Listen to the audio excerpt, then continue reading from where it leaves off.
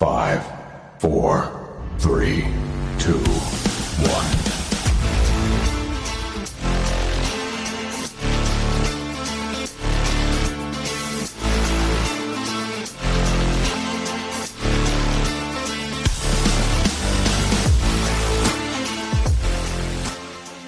All right, man. All right.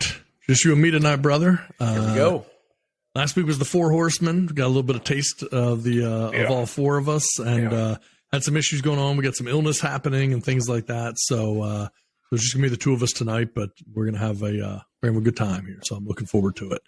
Yeah, man. And thought we'd touch on a couple things, man. I thought, we know it's been talked to death. We're not going to try to, to reinvent the wheel here.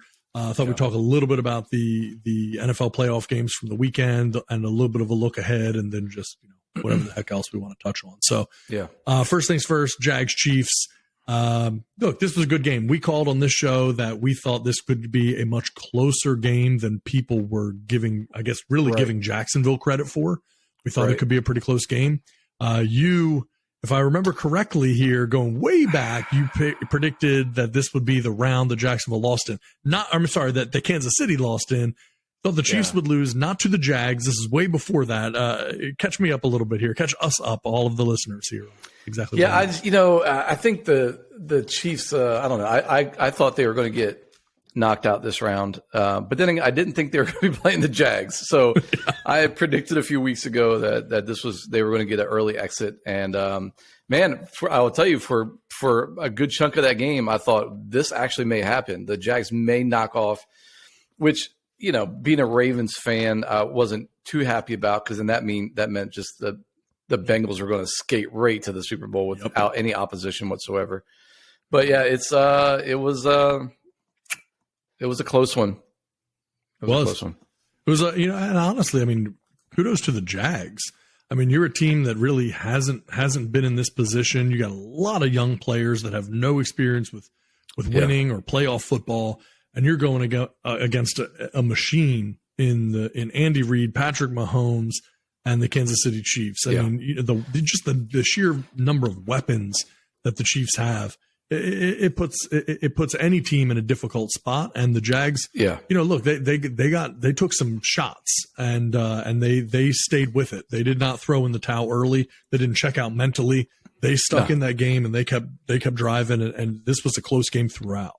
Yeah, and to lose by one score, that's respectable. I have a few Jaguar friends and fan friends, and I was texting them during the game, and they weren't like the Cowboys. They're not busting up their TV sets, and they were just like, what, that they're like, we hung in and we fought against arguably the best team in the NFL, and we lost by 8 scores. So they weren't too down, and hats off.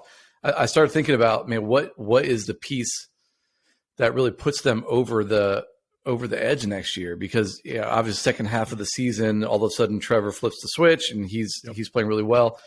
You have a 1,000-yard receiver with Christian Kirk. You got a 1,000-yard rusher with ETN. So you have a couple great offensive pieces, and then you also got you got Calvin Ridley coming in potentially next year if he gets reinstated in time. So he's going to have weapons, and they have coaching. So. Yeah, no, agreed, 100%. I mean, you look at it and you think, okay, well, they're a very young team. They don't have a lot of experience.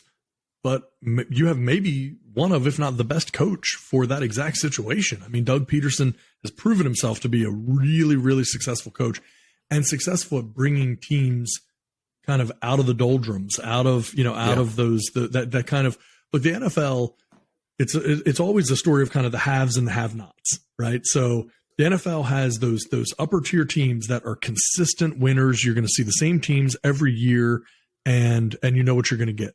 And likewise, you have the consistent losers, the bottom feeders, and they bad teams stay consistently bad. Doug Peterson has found ways to bring the bad teams up, those middle teams to top tier teams, and there's no reason to believe that he's not going to be able to do it in Jacksonville, particularly with the weapons that they have there. So I have, if I'm Jacksonville, if I'm a Jacksonville fan, I'm feeling pretty good about the future from here. Yeah. Is it just like, okay, we just need to be more consistent? We made, I don't know. You had almost Zay Jones was, I think, 175 yards away from 1,000-yard receiving season as well. And so you potentially, I mean, you have the potential 2,000-yard receivers. It's amazing. And that was really majority of that was second half of the season when dude just started slinging it. So and that's before Calvin Ridley, right? So now you're bringing in a real receiver in Calvin Ridley. Yeah. It could get very interesting on that team. Mm-hmm, yep. If their defense is even any respectable at all, then you might see them in the playoffs for a while. Yeah. No, look, we can't overlook the fact that they play in the division they play in. Right. So I was just thinking that. You don't have to be great, right? But for those people that said, "Oh, Jacksonville just coming out of the South, like they're not a legitimate team." Look, Yeah. I think they proved some people wrong. I mean, they handled themselves extremely well in as difficult a situation against some just absolute cold-blooded killers in the Kansas City Chiefs. There's nobody better. And so, to be in that situation, Patrick Mahomes, I believe, has played in 5 straight AFC championship games. Just stupid. And man. so, like, these people expect to win. These dudes know what they're doing. And so when you're in that situation and you're a young team and you don't know how to win, you don't know what you're going to do. And for them to be able to come in and find a way to be able to make it happen is just impressive. So, again, good for the Jags. It was a loss at the end of the day, but I think in a lot of ways it was a win because it proved to the players, coaching staff, and the fans that they got something here. They got a core group that they can really do something with. So absolutely. Yeah. And I mean, nobody expected them to even be in the running. Everybody just assumed that the Titans would run away with it again. And and they did. First part of that season, you thought, okay, Titans are just going to keep steamrolling. And I mean, some injuries set in, and obviously that threw a wrench in things. But hats off to the Jags. Way to make a game of it. Yeah, they handled themselves extremely well. And then when we move past that, we move to a team that did not handle themselves extremely well, because we're going to talk about the Philadelphia Eagles and the New York Giants. And man, last week we were talking about how the Giants had the perfect game plan. They came in so perfectly prepared, ready to go. And I don't know if they just kind of thought that they had it all figured out, but they did not. They could not have come in less prepared for that game. They got absolutely steamrolled, mollywopped in that game. And the Eagles just there was zero struggle. So I don't know. What are your thoughts on that one, man? Eagles Giants. Eagles won 38-7, by the way. Oh, it was brutal. Last week you go, okay, these guys are on like Mensa level. They high football IQs, just dominating. And then you watch this week, and you're like, oh, okay, you were at a frat party late last night. You didn't even realize there was a test today. You rolled into. So you rolled in, you're like, oh crap, we're playing. And that's really that's what it felt like, because a completely different Daniel Jones. So you have Daniel Jones last week that seems confident, very decisive. And then you roll into 15 for 27, 135 yards and an interception. Eagles didn't have to do that much. Like you felt like the it felt like the Giants were ecstatic just to win a playoff game. And then they're like, anything else happens with this season, we're good. Let's go to Cancun. And there is a little bit of that feel, right? Which is that, like, hey, we outperformed expectations, so this is all gravy. And look, I don't know that they actually have this mentality, but if they did, if that started to seep in, which it definitely can in teams that have only known failure, that, there's always this thing, right? And you find it in business, you find it in sports, where it's like, if you're a coach, if you're an owner, if you're a business leader, you have to align your version and vision for success with someone else's vision for success. And if you're not on the same page of what success looks like, then someone could think they're being successful and you feel like they're failing.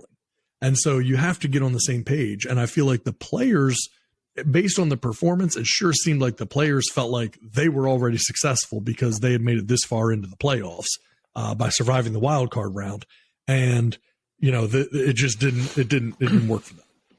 Well, I think what you saw is a team that with Saquon, they're a team that, I mean, I think maybe similar to the Ravens, you give the Giants a lead, a 14-0 lead, they could probably grind out that win, but Saquon had 9 carries. That's it. You can never be in that situation. No, Stupid. 9 carries, but 9 carries for 61 yards. Right. And so he's averaging 6.8 yards a carry, but you're down 14-0 in the first quarter. So now you're like, okay, well, we got to throw this thing. Yeah, but what wide receivers do you have that you're like, man, this guy can take over the game, right? You have right. So they shut down Slayton, which it seemed like, once they got that 14-point lead, I thought very well coached, because they're like, well, we're just going to shut down Slayton. We're going to let Richie James catch 7 balls for 51 yards. And he's going to be our number one receiver that game, right? So like we'll shut down Darius. And because we have a 14-point lead, they didn't have to stack it against Saquon. Well, then you go in second quarter and it's, once you get 28-point lead, you're coasting because totally changes the playbook, Giants, the play calling. There's just not much. 100%. And the Giants didn't have the firepower to be able to catch up. And so at that point, Jalen didn't. They're like, oh, Jalen only had 154 yards. He didn't need to do anything at that point. No. You know what I'm saying? Like he was 16 for 24. He didn't have to do anything. Like no, and you can be critical of that. They won 38-7. So what did you want them to put up 70? Like there's just not much that they needed to do. I mean, they were in complete control of that game. Yeah. From the first whistle. Yes. Yeah. And they rushed the ball very well. They had 268 rushing yards. So once they got that lead, they protected it. Man, they put on the grinder and it was all over. So yeah. So look, it'll be interesting Giants, to see. Well, we talked about this, a week or two ago on the show, that a little bit of the shine came off the Giants later in the season, right? So the first part of the season, people were blown away that the Giants were even playing competitive football with new head coach Brian Daboll. They were a shock, right?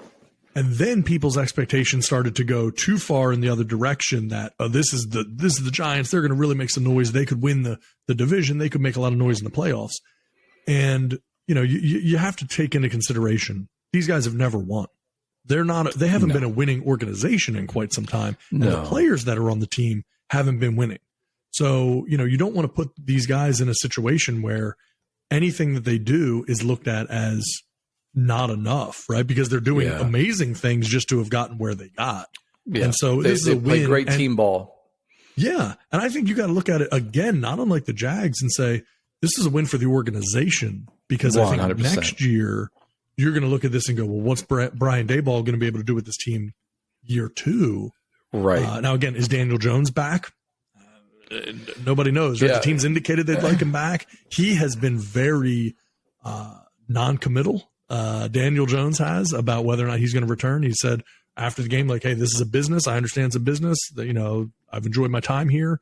Don't know what's going to happen next. So he's not, Saquon has come out and said, if it's up to me, this is where I want to be. Daniel Jones hasn't said anything like that. So, well, and you got a couple quarterbacks that are potentially in the market here that, they may feel like they could make a run for, but I think you're still back to the same issues. You don't have you don't have dominant receivers. You don't have guys that are just taking the top off. Do you go, man? We have to game plan for. No one's doing that for their wide receiver core. You're game planning for Saquon. You're like, we got to shut that dude down. But outside of him, the ball control offense for sure. Yeah, Saquon 1,300 yards, 10 touchdowns, 4.4 yard average. So he's baller. But huge bounce back year for him for sure. Yeah. Yeah. Are you thinking that Daniel's going to throw 400 yards and 4 touchdowns on you? Like, I think we can rail that. No, I think they definitely outperformed any expectations. So you gotta love that. You gotta root for those guys that everybody thinks are going to be a loser and they come out the gate swinging. Look, it's going to be interesting to see where it develops for the Giants. I think we know where things are going for the Eagles, and that arrow is pointing pretty straight up. So they've got nothing but good things happening. And then we're going to move in here to the Sunday games, which was Bengals and Bills. Big disappointment. I was calling the Bills to win this game, and really thought this was going to be a tight game.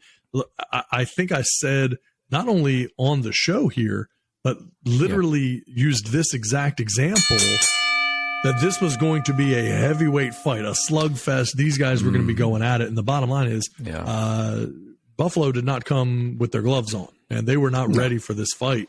I don't know if I give this more credit to the Bengals or taking away credit from the Bills, because they just, separate from what the Bengals did, the Bills just didn't seem ready to play for whatever the reasons. I know there's been, they've obviously had a lot of emotion, tied up into various things and stuff.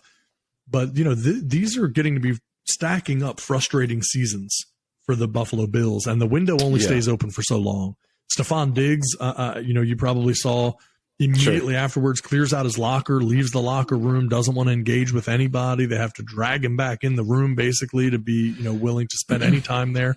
And again, that's normal frustration. I'm not saying that Stephon Diggs wants to leave Buffalo or anything like that, but it's just, it starts to get old for players. And you see this with teams where they just keep hitting that ceiling and they can never quite get past it. And if you don't start to, you start to fall back because you can't afford to play the players. I mean, Buffalo's got a significant, cap number no matter what. Yeah. So it starts to get interesting on where they develop.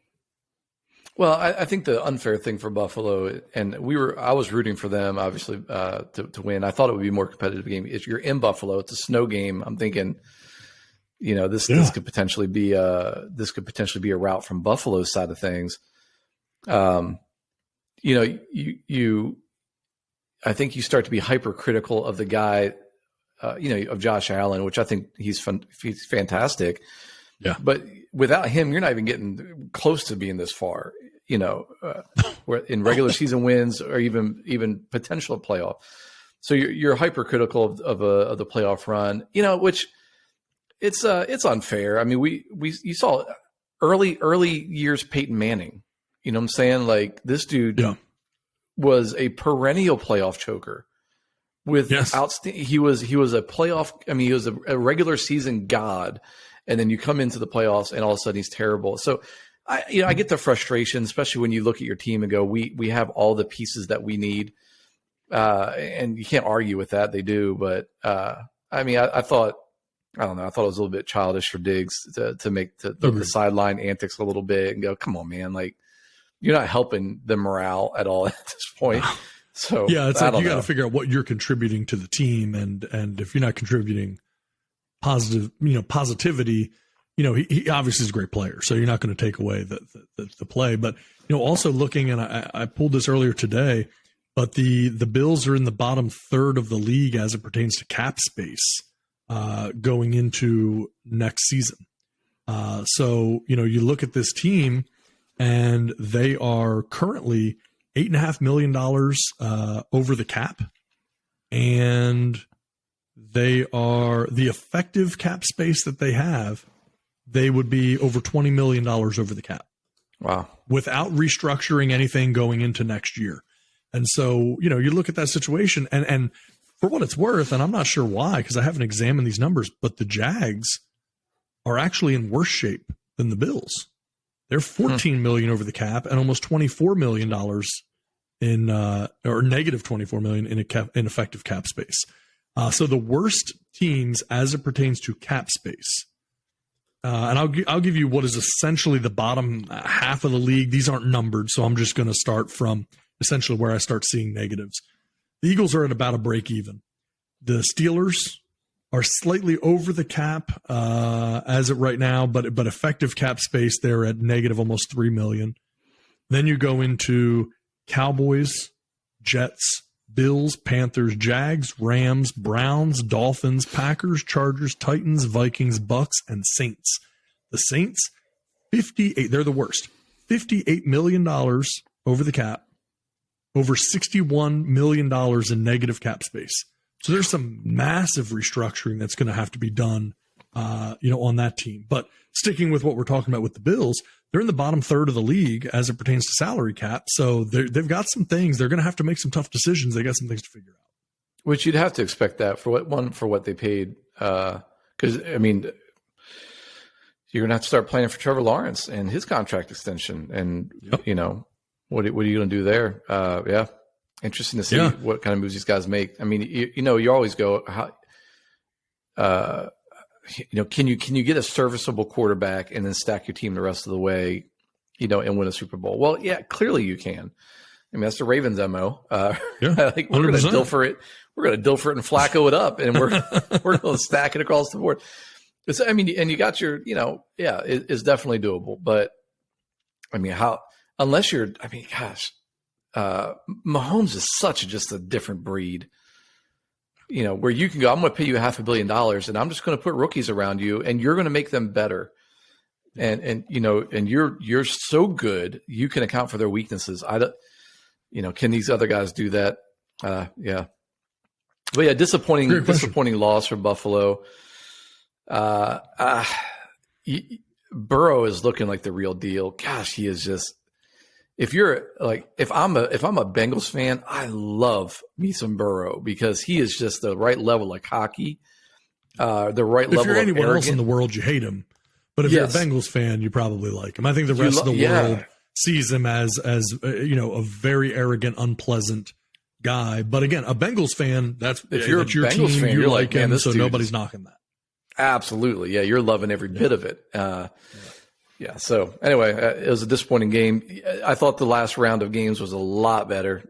These games are pretty terrible, except for maybe which is sad to say. The best game was the Jags game. You hate to say that that's the best game of the weekend. The game was you didn't even think was going to be competitive is the best game of the weekend. You thought that was going to be a 38-7 drumming, but it wasn't. Yeah. Agreed. And then, we move past that and we go to the game that, a lot of people really were excited about, which was the Cowboys-Niners. And look, okay, so we could go on about this for a long time. We're not going to, but Niners won this game to the surprise of nobody other than maybe 40% of Cowboys fans, right? Like outside of that, if you were surprised that the Cowboys lost, then you have not been watching your team for the last 30 plus years. Like, I mean, at some point, right, there's this thing, you see it on like Instagram or different things. People like, when someone shows you who they are, believe them. They've been showing you for 30 plus years who they are, man. What do they need to do to prove themselves to you? It doesn't make any sense. We said it. We were texting this. The Dallas Cowboys are the Chargers of the South. Right? That's right. So it's like they will find ways to lose. They will underperform. They will play down to their opponents. They will disappoint you. They're not a winning organization, and they're not a winning team. And Dallas fans right now are going to get pissed off and upset, and they're going to say, well, we are a winning organization because look what we did in the 90s. Or look what I did in the 90s, right? Like, you should have seen me running track and playing basketball in the 90s. I was a killer. You're not going to have me out there now, it's just. No. And you and I were doing that in the 90s, right? It's like, and neither one of us wants to be out there doing that stuff right every single day. But at some point I tore my meniscus and I can't do it anymore. You know what I'm saying? That's right. Like, Cowboys tore their meniscus back in 95 and they just never recovered. They've been limping along ever since. They got bones, they got rheumatoid arthritis and they cannot. They're just walking around bone spurs and everything else. They got nothing good happening. And the thing is, it's like everybody, it's the same hype every year where it's like, this is the year for Dallas. Yeah. It isn't. Don't worry. It's not. We got these players. Doesn't matter. They will underperform. We got this new coach in. That coach is not relevant. That's right. It's organizationally, you're a failure. Yeah. It's in your DNA at this point. Like, it really truly is. And I've ranted about the Cowboys in the show. I'm going to attempt not to do it tonight, but I can tell you that, like, if I'm not going to say I would have bet the house that they would lose, but I would have bet a lot of money that they were going to lose.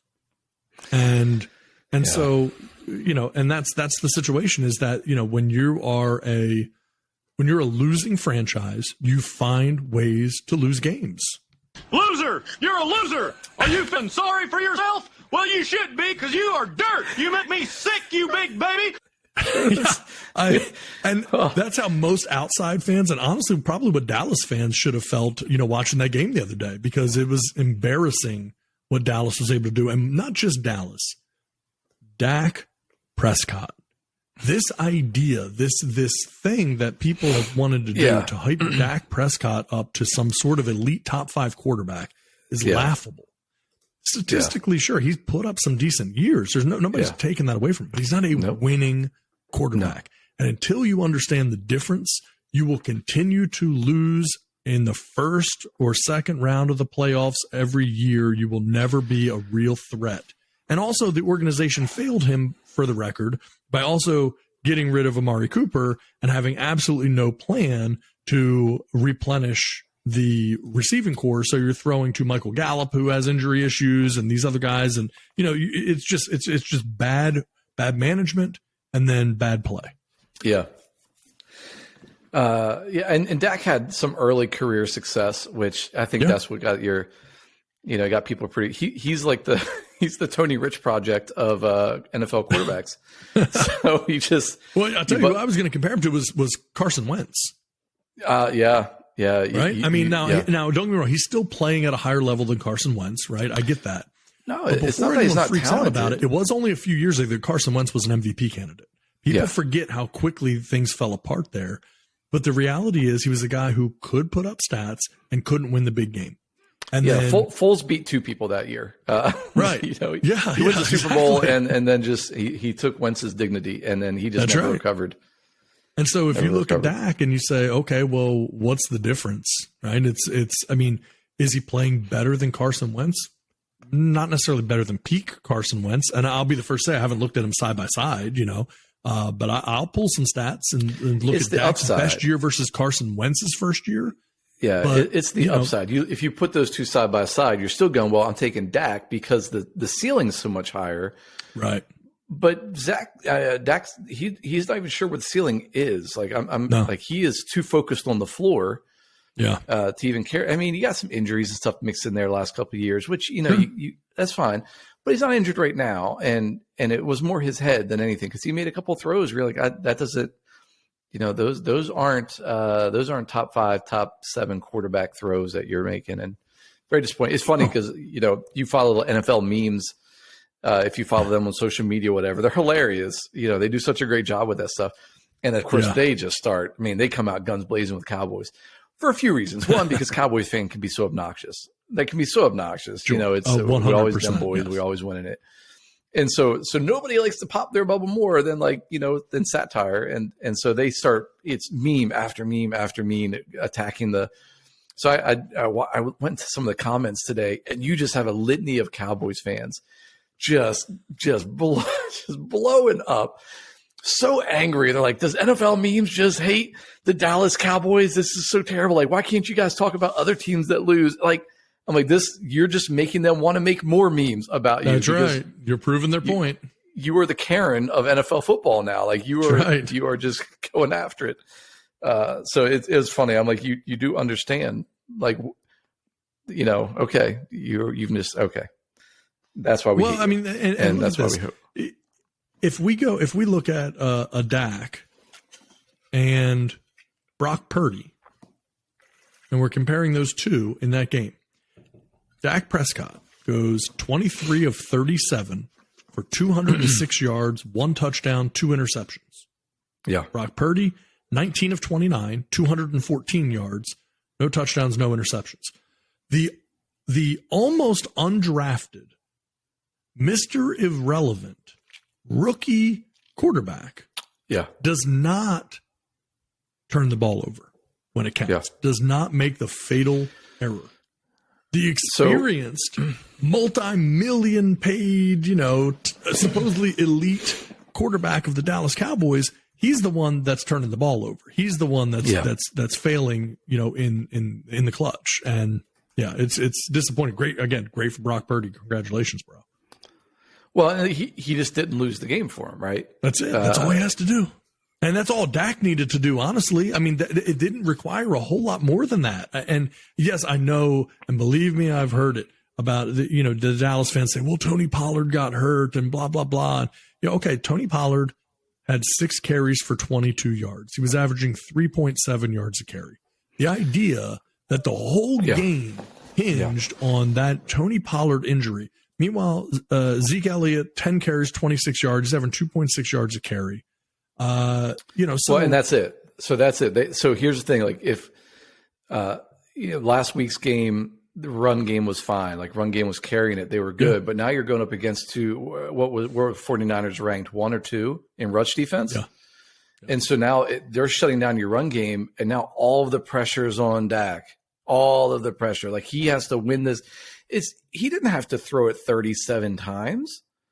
You know what I'm saying? But he did, only because they shut down the run game. They're like, you are completely ineffective on the run, so we are forcing you to pass. We're going to make you, Dak Prescott, win this game with your arm. We're going to dare you to beat us. We don't think you have it in you. We're going to play just chill, mistake-free. We're going to let this be a low-scoring game. We're not going to ask Brock to do anything insane. We're going to let McCaffrey do a little bit. We're just going to coast. We're going to volley the ball over the net back to you, and we're not going to try to go for shots down the baseline. We're just going to keep putting the ball into play, and eventually we're going to believe that you're going to make the mistake. And it's exactly what happened. And you can blame Ezekiel Elliott for having a terrible run.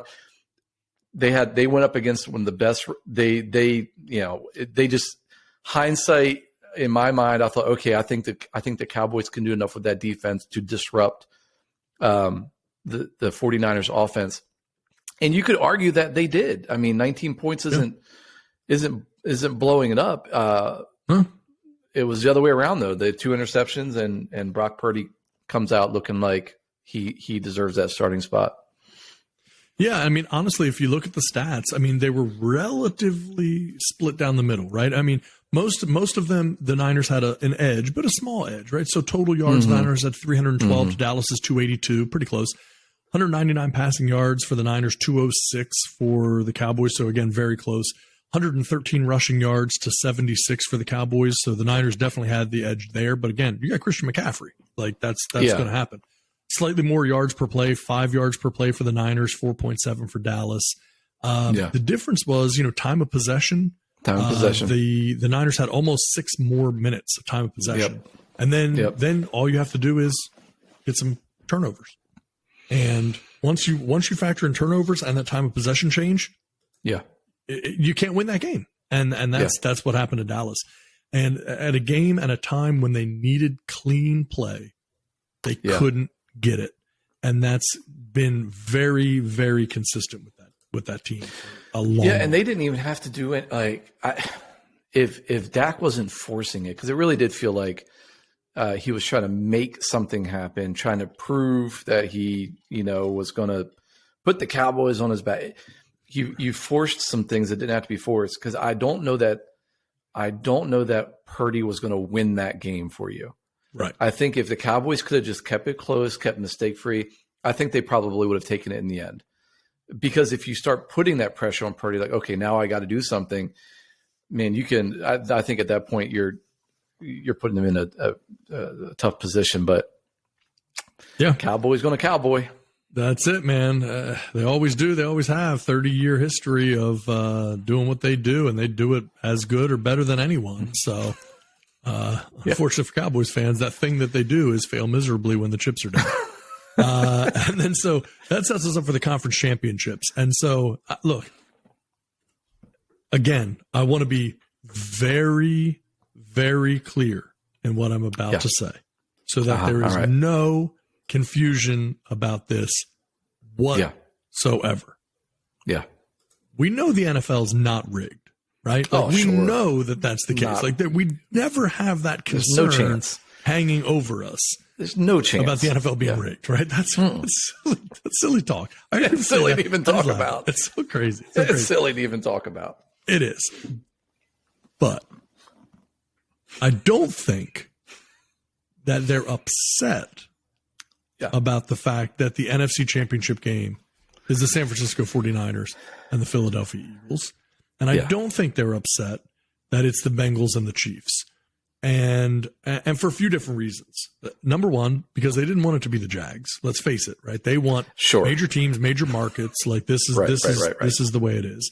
But secondarily, and we talked about this on, was it last week before, something like that here on the show, specifically on the podcast. Hefe was talking about the fact that, like, with Mahomes, you get that Michael Jordan syndrome. Right, where you could give the guy the MVP every single year, and so people get tired. You get tired of it. Yeah, they want to see someone else come along. Right. The NFL is no different. They love the fact that Patrick Mahomes has been incredibly successful, But what would they like more? They'd love for someone else to come along and be even more successful, like a Joe Burrow. And so to have this matchup between quarterbacks of Joe Burrow and Patrick Mahomes, they put it on Sunday Night Football.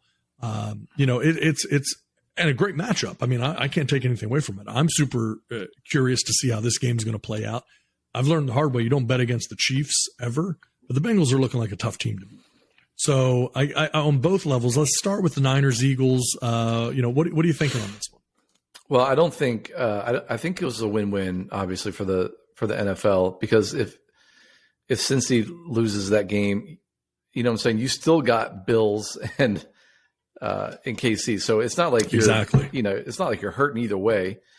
Yep. And if Cowboys happen to make it to this round, I mean, good grief, like right. that just sells itself as far as media and you attention. Have an NFC East, divisional round or NFC Championship between the Eagles and the Cowboys. People would absolutely freak out over that.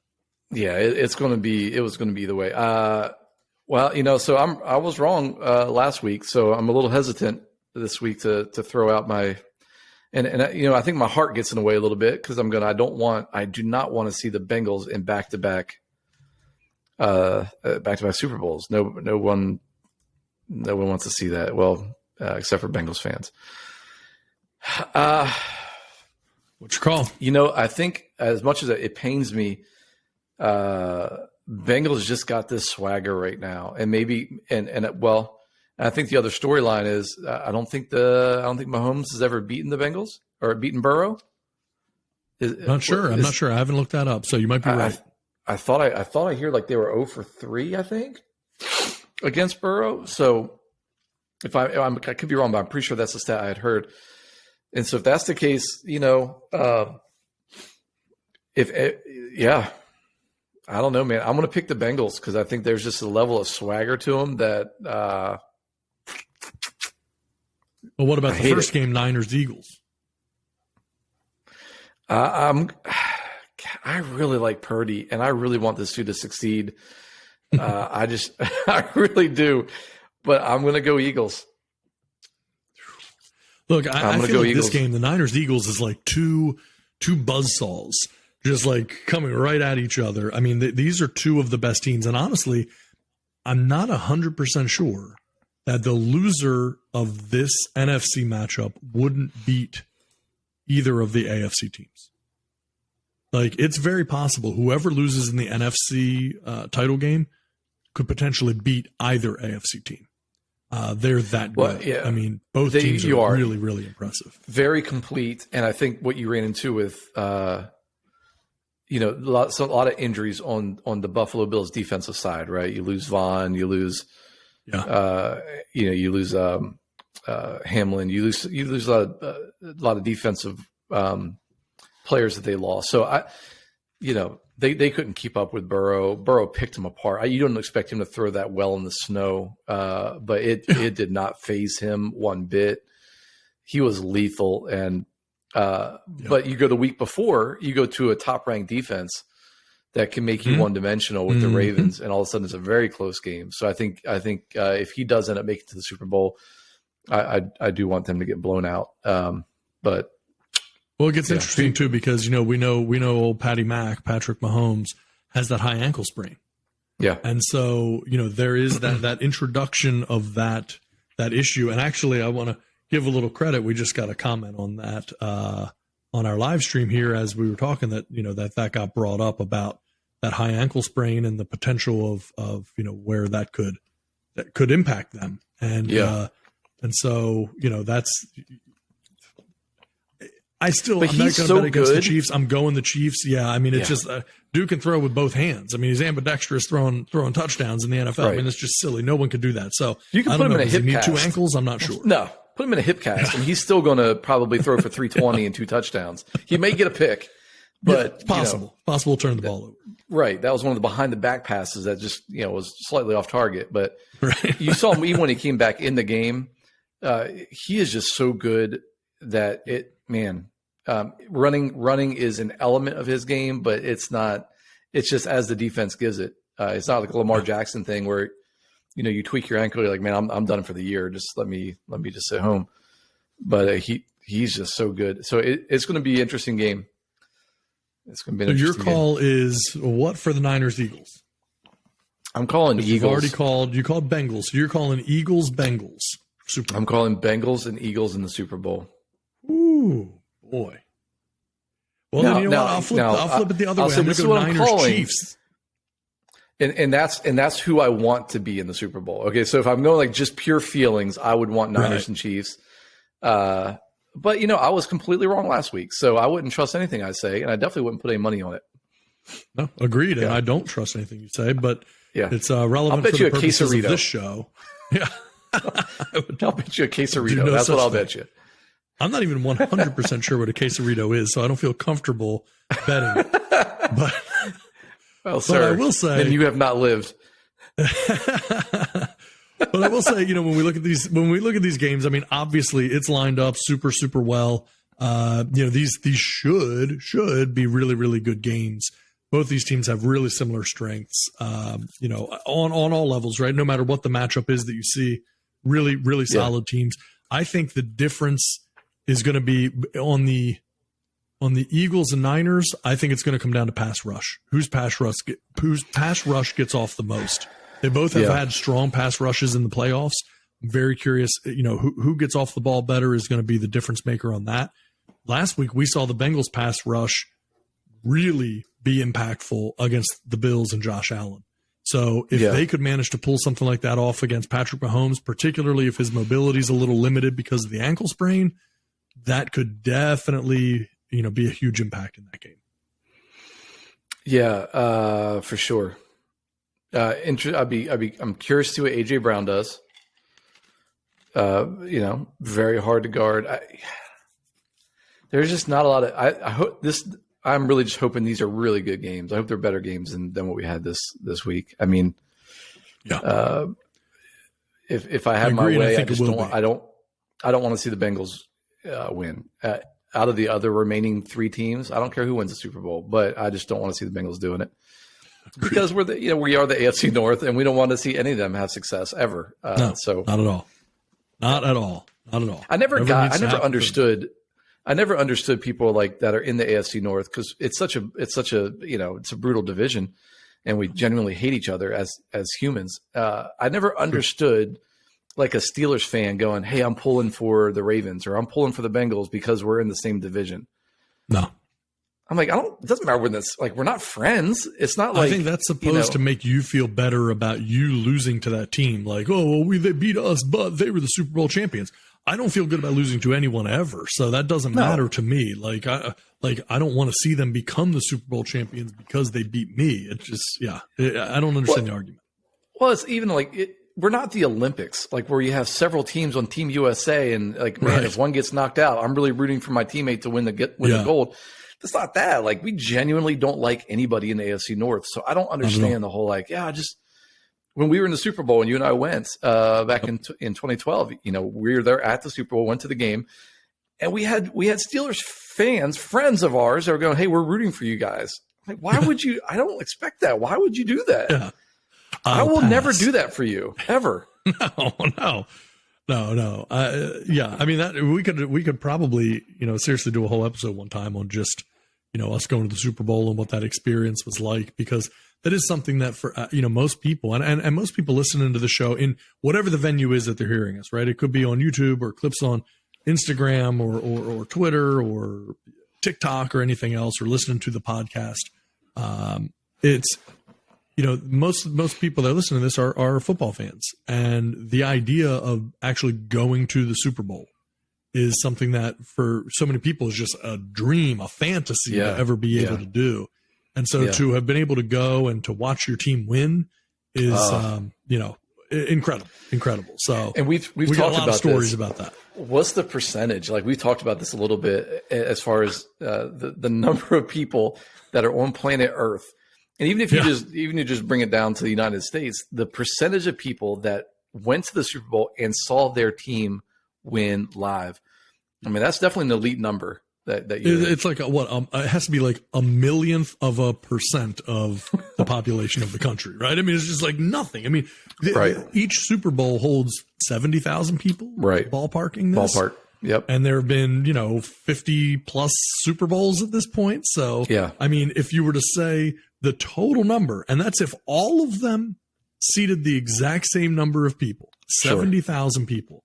And what are we up to now on Super Bowls? 56 or something like that? I don't even know. Something like that, yeah. So let's just say 56.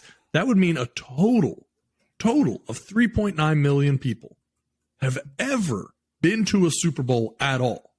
Yeah. Of that 3.9 million people, roughly half of them saw their team lose.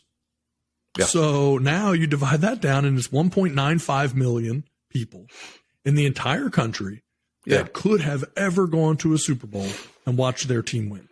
Out of, I don't even know what the current population is. 300 and some odd million, yeah. 300 million, right? Yeah. So if you were to take that and you said, we'll just go off of 1.95 million, and we said divided by 300 million, is that correct?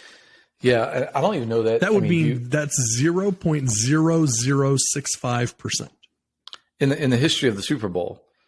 But even if you go like there was 30, even if you split it down the middle, like said 35,000 people at a game that saw their team win in light of 300 million. Like if you just did it on a simple scale, yeah, but it's not very many. No. And it was definitely a once in a lifetime opportunity. It was great.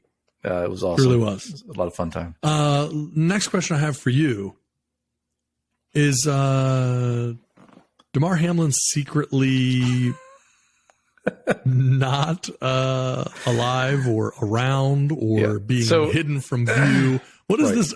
Help me a little bit. So go ahead and you elaborate on this, because obviously we've been texting. Everybody's been texting about this, and so quite a conspiracy theory y'all got going on right now. So enlighten the listener. Okay, so here's what we got, right? So for those who don't know, Damar Hamlin, of course, God knows has been talked about ad nauseum at this point. Cardiac arrest in the Buffalo Bills game, hospitalized, blah, blah, blah. They save him, everything else.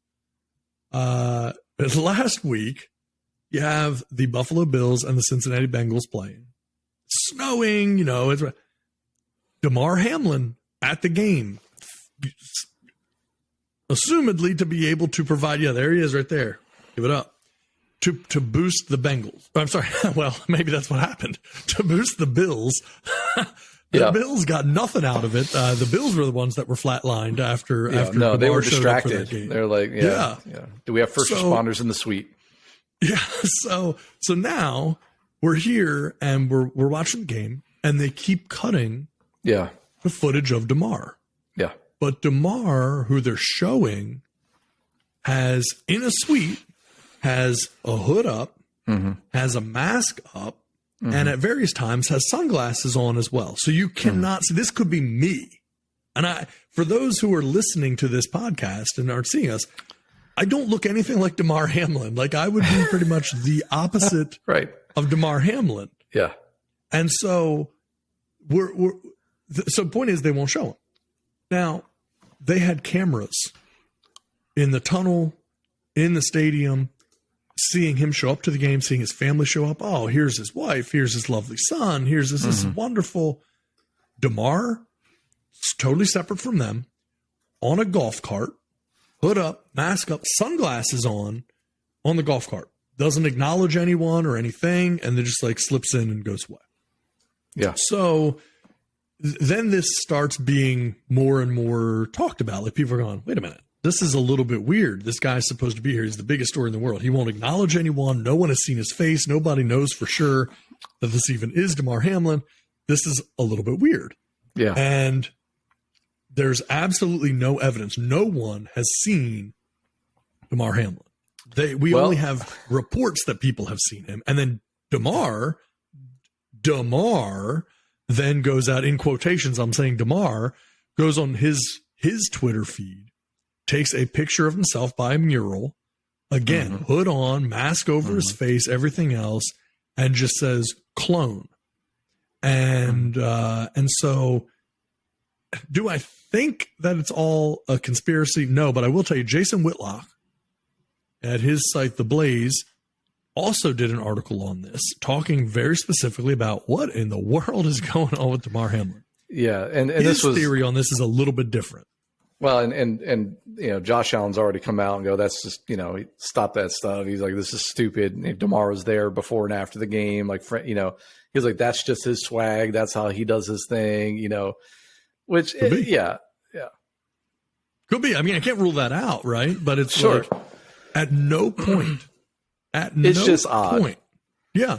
Like there are lots and lots of pictures and video and everything of Damar Hamlin prior to his injury. Yeah. And no pictures after the injury. So it invites question. And so then when you look at what Jason Whitlock said in his article, he said that he thinks that Damar probably was there, but that his handlers have basically told him he stands to make a lot of money from this.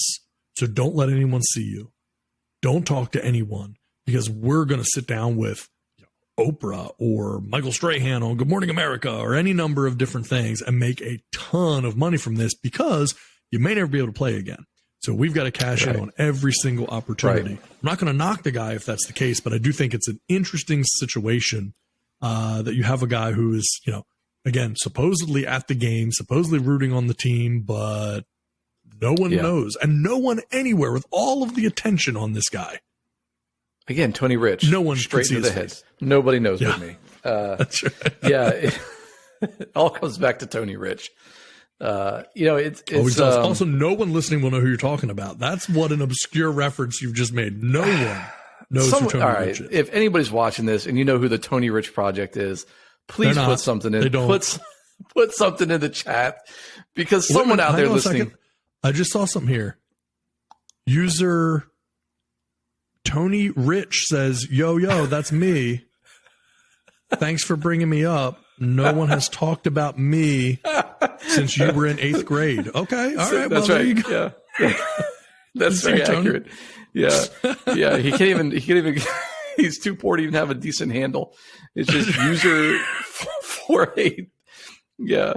User no 4 one else Grammys is using and 93. The Tony Rich handle. Believe me, it's very available. It's very, wherever Tony Rich is right now. Tony Rich right now is sitting at home, and wherever he is, it's raining. And he's sitting there and he's looking out his window. Hello. It's me. Yeah. So that's Tony Rich. TonyRich.com is available for $9.99 on GoDaddy. You buy 1 year, you get 3 years for free. Not worth the money. Not worth the money, even then. Right. No, yeah. But no, I mean, look, that's the Damar Hamlin thing, I think, is an interesting conspiracy theory. I don't know, what's going to come of it, but I will say this, and this is what the people are saying that feel like there's something going on. And that is, the NFL does have reason to want to hide some things. Okay.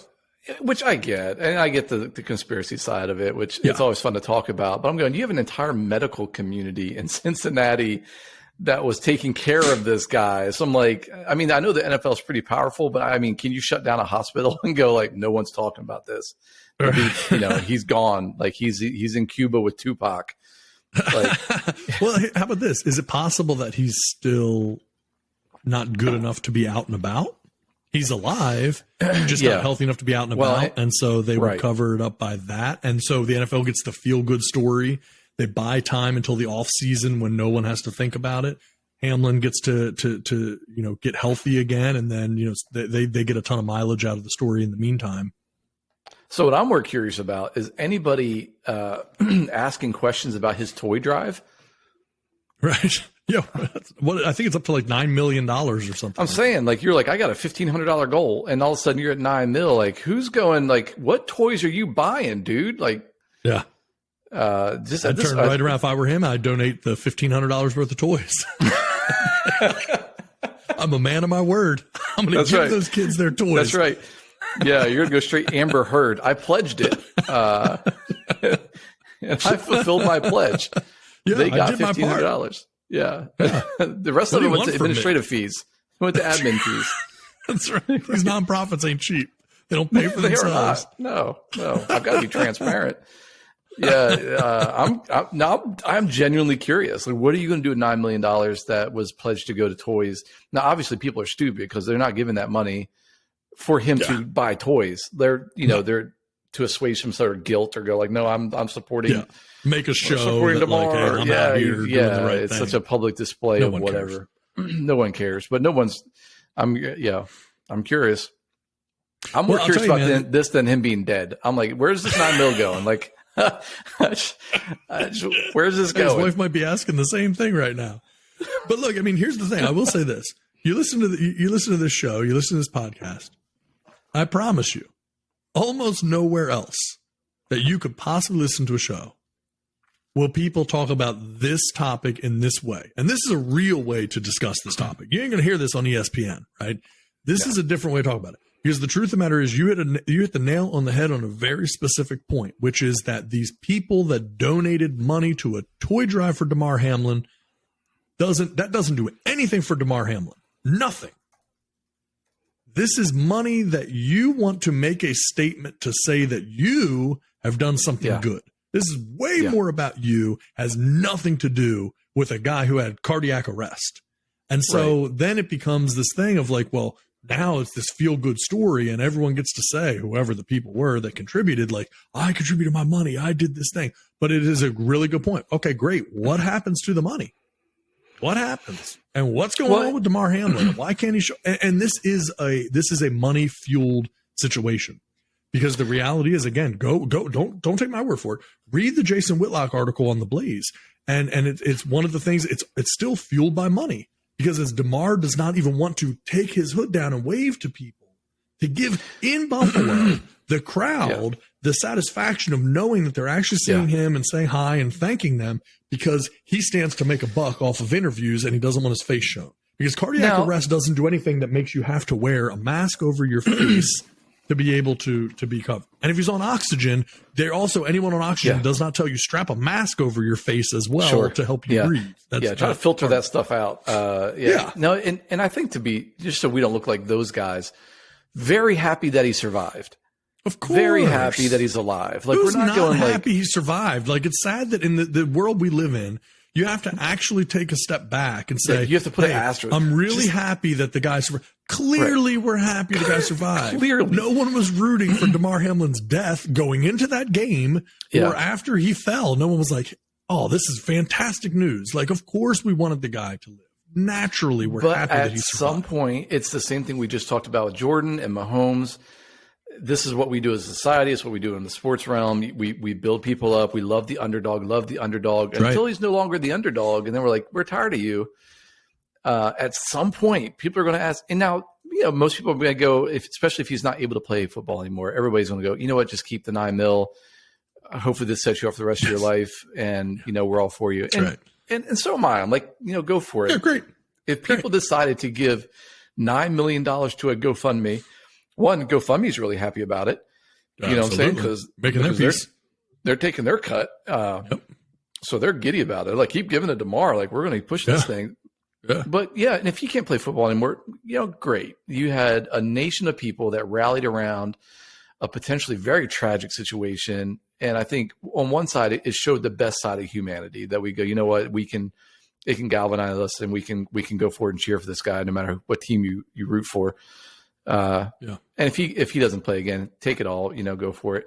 I do hate the concept of now leveraging public sympathies to raise more money and try to manipulate the public to try to, I don't like that element. Let people give out a good free will, and the free will offering all the way. At some point that may turn south, and then you got the random jerk that's going to go, hey, let's talk about this $2,500 toy drive. And then all of a sudden he's left in a position where he's defending himself because it was not his idea anyway. Right. And that comes to the other part too, which is, and I didn't do this, but if I were to have been someone who donated, $500 to the toy drive, did that mean that I was donating $500 to his retirement fund? Right. That's not what I thought I was doing. And so, you have to get into, and in a lot of these instances, and look, I'm not going to pretend to know, I haven't researched this, but I do think it's worth looking at that in these scenarios, it's oftentimes people just assume that they're donating to something that's going to make a difference in a specific way, a toy drive or something like that. But then what do you know about what actually happens to your money after it's donated? Who's controlling that GoFundMe? Who's control? Well, we met our mark. What happens on all the money that happens after that gets collected? And so it's they're at $9 worth million. Conversation. So they're $2,500 away from $9 million. So here's an update they put that's on this GoFundMe page. The fundraiser was initially established to support a toy drive for Damar's community, sponsored by the Chasing M's Foundation. However, it has received renewed support in light of Damar's current battle, and we can't thank all of you enough. Your generosity and compassion mean the world to us. As representatives of Damar, the team at Jaster Athletes posted the fundraiser updates and will work with the Hamlin family, the Chasing M's Foundation, and the GoFundMe team to ensure the safe delivery of funds. Doesn't say how much fund, what part of this funding is safe delivery to who? Yeah, and is it just safe delivery of $2,500 to it? Damar created the Chasing M's Foundation to use as a vehicle to bring lasting impact to his community. The foundation supports toy drives, back to school drives, kid camps, et cetera, et cetera. This is the only current fund that is being used by the Hamlin family. We appreciate your understanding as we give them time and space to focus on health. So, I appreciate the little, hey, just update. This is going way beyond what we could have ever expected. But at no point did they give any kind of transparency as to what those. Now, at some point, someone's going to ask questions, even if it's us here on this show. Right. What do you do with the money? Like, at least let people know so they don't feel like down the road they're being duped. If you come out and go, hey, update, because of Damar's situation, we feel necessary that we're still going to give above and beyond to this toy drive and for future toy drives. For the next 10 years, we're going to set aside $50,000 to go to toy drives, or $100,000, $1 million to go to toy drives. And then the rest of this is going to go to helping Damar continue to recover and to establish a long-lasting, whatever for his family. Yeah. At least be transparent with it. I think on the front end, you're going to be better off than. Agreed. Because I can't get my money back if I were to have donated. It's like, okay, if you told me right now, hey, turns out the family's keeping all the money, appreciate it. Like, I don't have any recourse. I can't do anything. Like, okay, well, I thought I was donating to a toy drive, not an athlete's retirement fund, and now I'm just out that money, I guess, because I don't have any control over it or any say in the matter. And that's your fault. Again, that's your fault. 100%, like if you watched him and they're doing CPR on the dude, and all of a sudden you're like, man, I got to do something. Let me just give. And great, heart of generosity, free goodwill, awesome. All of it is great. I'm going to give. You can't now come back around and go, well, wait a minute. I thought this was going to go to the toy drive.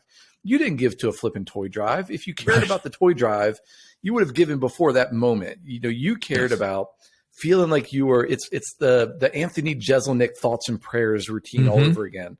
100%. Right. So you're doing it. You're just thoughts and prayers. You just want people to look at you to say that you did. I'm not saying that's everybody, but you can't now come back and go. Portion. Yeah, you can't now come back and go. Wait, this doesn't go to the toy drive. I need that $100 back. Yeah. It was an impulse give. Glad you gave it, but don't come back around and say I need my money back. That's Damar's not now, and he's going to do whatever he feels like he needs to do it. He's going to buy some more sunglasses. He's going to buy some more cover-ups. He got a hoodie account. He's got that deep GoFundMe hoodie pockets now. He's spending money like it's nothing. Nike's about to sign I got the Under Armour, I got the Nike, I got the No Bull, I got every single thing going on over my head, man. I got all the sunglasses. I can go to any gas station I want, buy all the sunglasses I can see. Nike's going to sign them like when you literally can't stand for anything. So they're going to make some sort of thing about it. He's going to make a lot of money. Colin Kaepernick's going to jump on this. I guarantee it.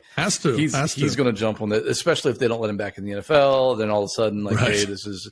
Yeah, I would not be shocked to hear from good old Colin. No, he'll find a way to insert himself into this somehow. Yeah, somehow. Yeah.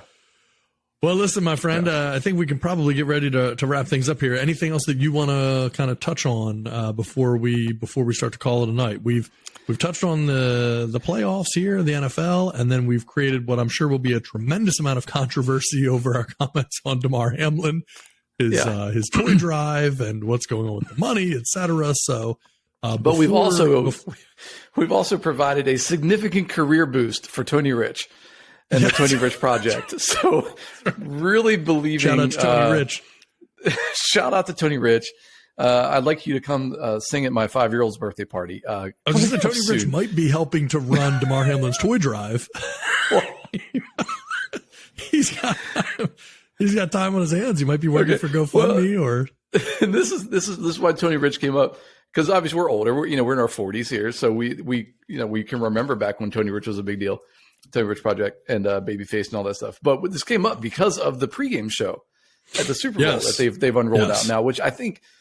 I mean, I don't know how you pick like these two guys, which I like both of them. I mean, sure. We grew up just outside of Baltimore, so big R&B fans, big rap fans. Really enjoyed Babyface. You have Babyface singing "America the Beautiful," and you have Stapleton singing the national anthem. So you couldn't ask for more polar opposite. But like them both. Well, I look at this and I think it like. If you're Chris Stapleton, they must have paid you a lot of money to come and play. And if you're Babyface, you must have paid them a lot of money to have you play. Like who's beating down Babyface's door to ask him to go play the Super Bowl, right? It's like I'm gonna Stapleton's get back in. Busy. Chris Stapleton's got everything happening for him. Yeah. Babyface is trying to keep the lights on. So Babyface, maybe I can get Sade to do my background vocals. Right. Maybe I can. Like I just don't understand like what the thinking is there, but I'm sure they're going to come up with something and I'm sure it'll be impressive. Well, I think my guess is they saw how popular that halftime show was last year, dipping all the way back into your Gen Xers, and so going like, oh, okay, we can. These guys, I mean, they're not dumb, right? We are like at this point in our lives. We're the earners, right? Like we have accumulated some wealth. We're making a lot of money. And so, to be able to go like, hey, we'll bring out Eminem and 50 Cent and Dr. Dre. Now, hey, we'll bring back Babyface and let's bring back a couple of these. Yeah, they're not stupid. NFL's, they're not dumb. They're money hungry. NFL probably negotiated a percentage of the earnings that come afterwards or something. So, and they'll use whatever that above and beyond earnings are to resurrect the Tony Rich Project, because someone's got to do it. Somebody's got to be done. And Tony Rich clearly isn't doing it, so somebody's got to do it. No, Tony Rich is trying to avoid it happening. Yeah, no, he's switched genres completely. Like he's doing pop. He's like a Jonas brother now. So, hats off to you, Tony Rich. I'm rooting for you, buddy. I'm rooting for you. Yeah, shout out to you, Tony Rich. Appreciate you, brother. You're still alive. Yeah. Let somebody know, man. Seriously, we want to hear from you. Yeah. Tony Rich could have been DB Cooper. Tony Rich might have been DB Cooper. Jumped out of the back of a plane, stole $1 million, and has never been seen from again. Nobody knows what happened. Yep. He's what was the movie with Robert Downey Jr. and the dude with the violin that he found that was like a former like prodigy with Jamie? Was it Jamie Foxx? I think it was Jamie Foxx. That's Tony Rich. Like he's huddled somewhere under a cardboard box with his 4 Grammys, and he's sitting there like just humming Babyface songs. It's a good question. I wonder what that movie was. Was it Solo? I think you're right. I think that's it. The Soloist. The Soloist. The Soloist. Came out in 2009. It's 57% on Rotten Tomatoes. Sure. Much like 77% of Google users like the movie. It did $38.3 million at the box office. So for those of you who are saying that homeless violin players can't sell movie tickets, $38.3 million at the box office, suckers. You were proven way wrong. Oh, yeah. So that's embarrassing for a lot of people. And we're setting up the NFL because they watch the show. There's a good chance they may have Jamie Foxx next year doing the halftime show. Wouldn't surprise me. They're watching this right now going like, that's actually not a bad idea. Yeah, pretty good. Pretty good. Can we have Robert Downey Jr. kind of wander across the stage or something like that in the background? Yeah, there's a lot. Everybody loves Gold Digger. Let's put this thing out. Yeah. Let's get some more miles. We haven't done enough with it yet. Let's see if we can get some more. Get more going with Gold Digger. Sure. Bring it back. Bring it back. Well, listen, I think Next we've is pretty Usher. well come off the rails here as a show. People listening to the podcast are just now getting upset about how they're spending their time. Yeah. Well, I would have questioned that from the beginning. Yeah, I was just saying a lot of life decisions. This is not a show that's meant to help you with the quality of life or your life decisions. But I will say when people listen to it, they do question their decision making. Well, yeah. I think they feel better about their lives because they go, well, at least we could be doing what these guys are doing. Like, it's not that bad for us. At least I'm a garbage man and I'm not doing what these guys are doing. Right? Yeah. At least I just work in the sewage treatment plant. I'm not doing what these suckers are doing. Sure. Yeah. At least I'm running a pawn shop selling old Tony Rich Project CDs. At least I'm not doing what these guys are doing. Yeah. Shout out to the pawn shop workers. Appreciate you guys out there doing the Lord's work. Still showing. This is the show for pawn shop employees. That's right. Still selling 4 for $10 CDs, trying to get them off the shelf. Yeah, man. Hats off to you. Honestly, no one out there has really catered to the pawn shop employee. I know they're not a union, but the pawn shop, the people that work at pawn shops, but they are a brotherhood. That's a brotherhood. It's a strong brotherhood. And I know that's a niche that I just think a lot of people aren't catering to. There's not a lot of shows. Like Barstool Sports doesn't have anything out there for pawn shop employees. There's just not a lot that caters to them. So, well, clearly they have an audience. I mean, how long did Pawn Stars run? Pawn Stars ran forever.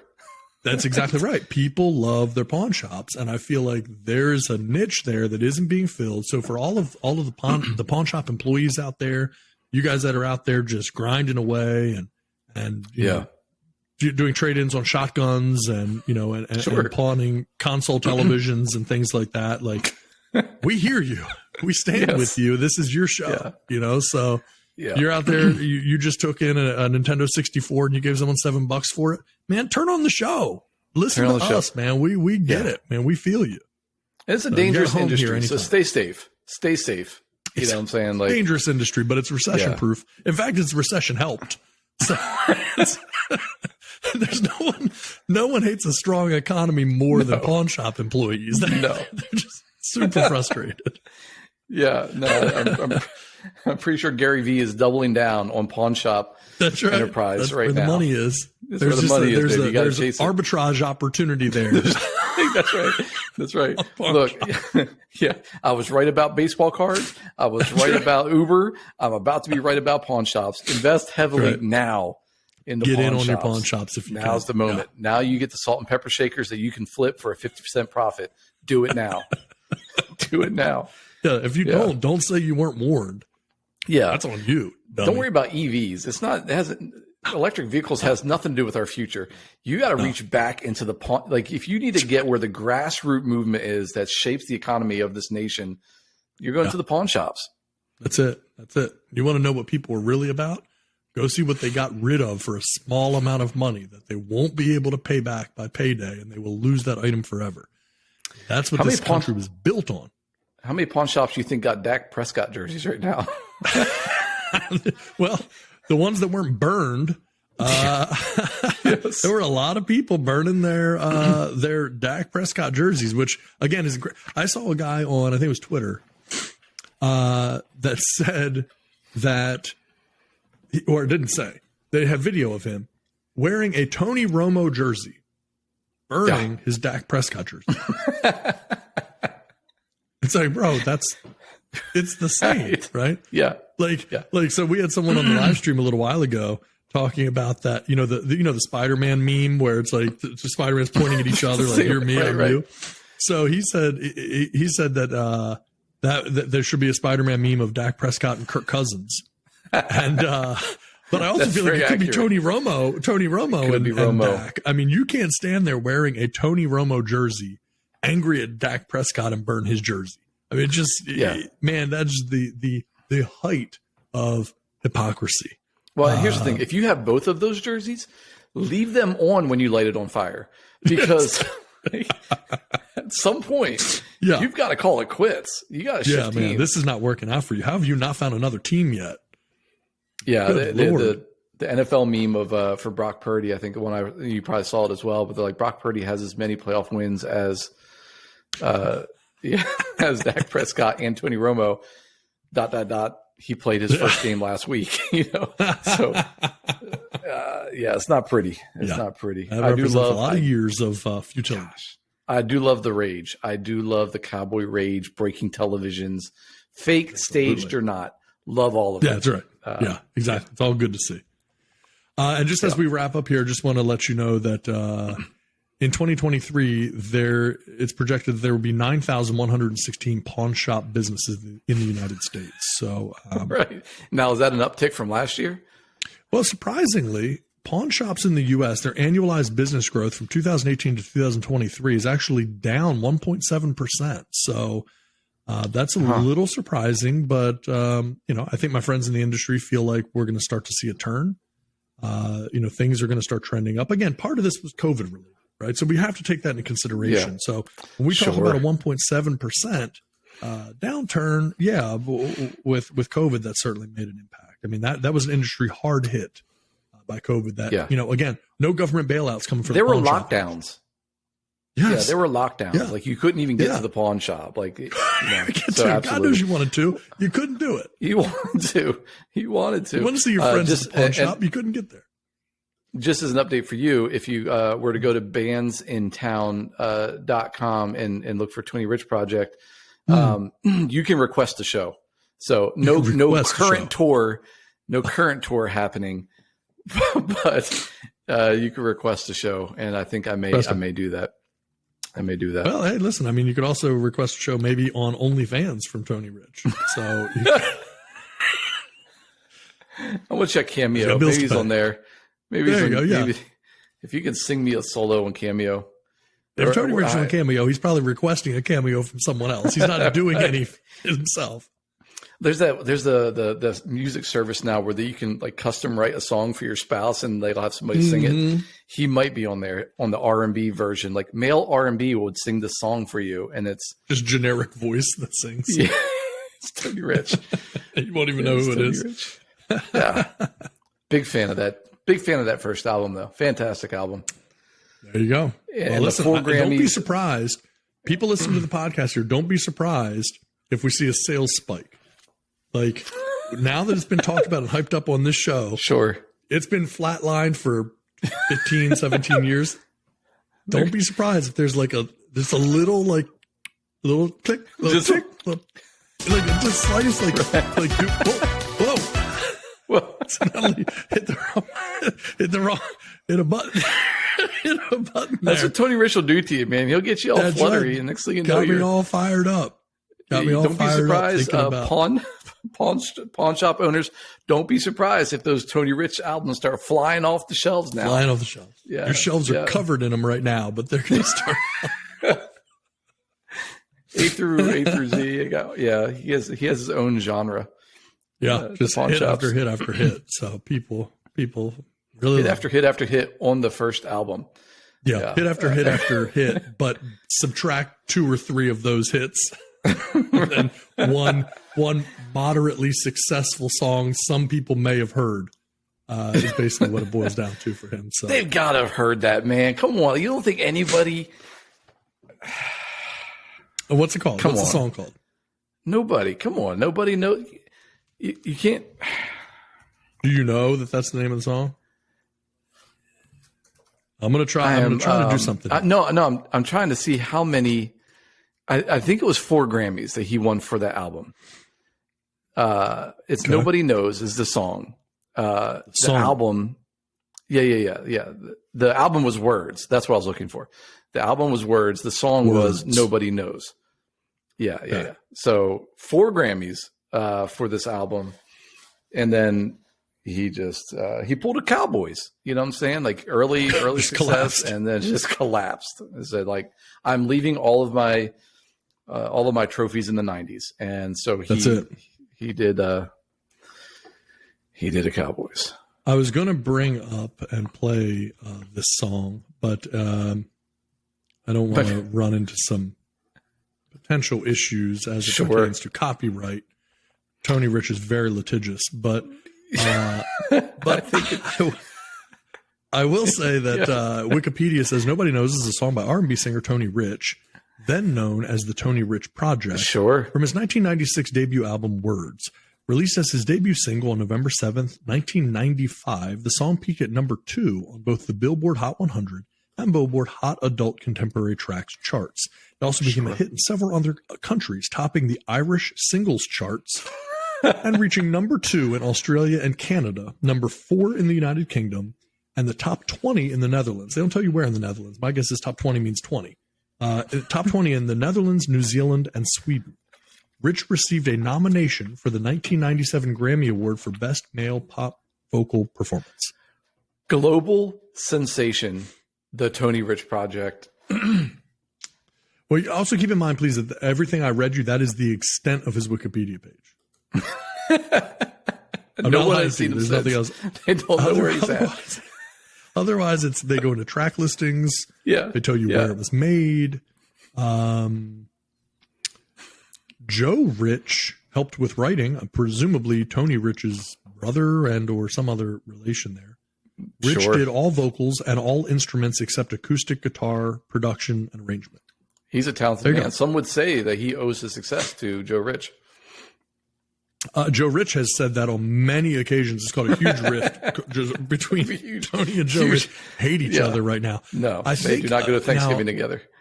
I heard, and this is breaking news. You want to talk about breaking news? Well, I'm about to break some news. Okay, Sure, So you sure. want to know what it is to hear some breaking news. All right. Breaking news. I've heard that Dana White is in conversation with Tony Rich and Joe Rich to join the slap fighting That's right. competition that he has started. I don't Yes. remember the name of it. It's like the International Slapping League or something like that. Sure. Doesn't even matter. Tony Rich, Joe Rich, and the Great Slap Off. Yeah, so that's getting hyped up. I think there's going to be a lot of buzz around that. Yeah. I think this is going to be good for Tony Rich. It's going to be bad for Joe Rich because he has lots of other things happening, but Tony doesn't have Right. anything happening. Yeah, you get Joe Rich, like, you get him away from the mechanic shop for a week. That's hourly money he is losing out on to come to the slap That's thing. right. So Dana White's He's going to have to gotta make win. it worth his while to be there. He's got to win. He Yeah. really does. And you know what, Literally. honestly, strong hands. Well, mechanics' So, hands. That's right. That's right. Rough hands. Yeah. Rough hands. But fair, tender and fair. So Yes. yeah. So lots of good things happening there for Tony Rich, for Joe Rich. Good luck slapping each other. And they'll cancel out because of the rough hands, but then you have Tony Rich, who has a very calloused face from getting smacked around by life.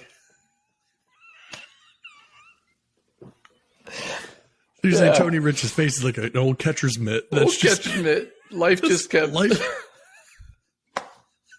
Life has just beat this dude. Yeah. Oh boy. Good old Tony. Tony Rich is just an old junkyard dog, just chained up to a tree Sure. by life. Yeah. I got to do some research on Tony Rich now. Well, it'll be a short trip.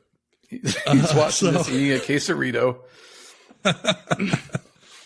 So listen, the good news is that Loser! everyone, You're a loser! Are you fin?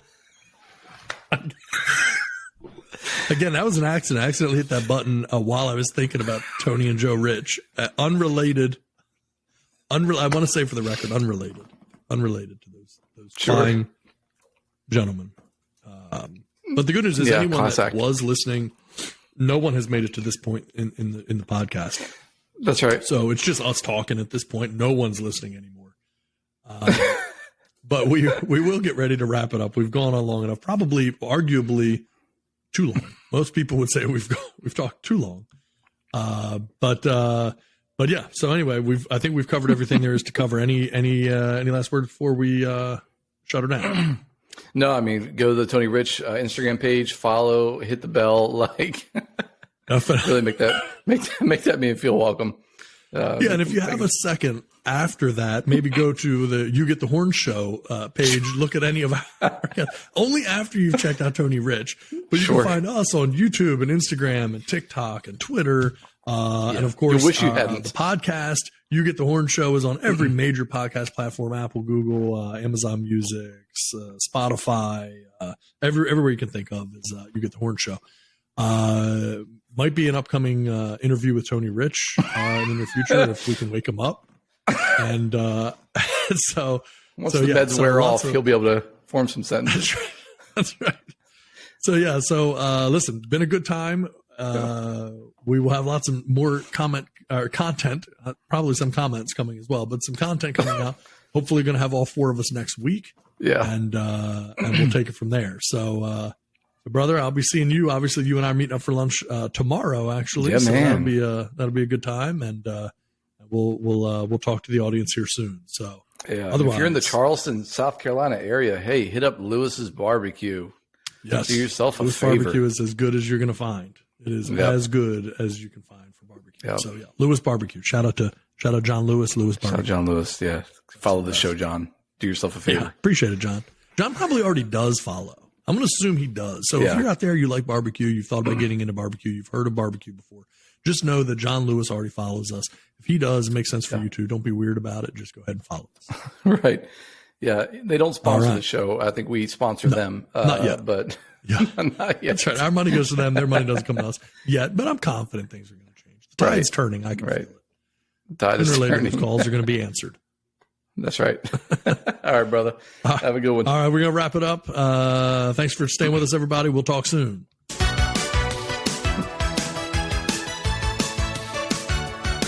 Can we get Tony Rich to play us out next week? Is that possible? He's got time on his hands. He does.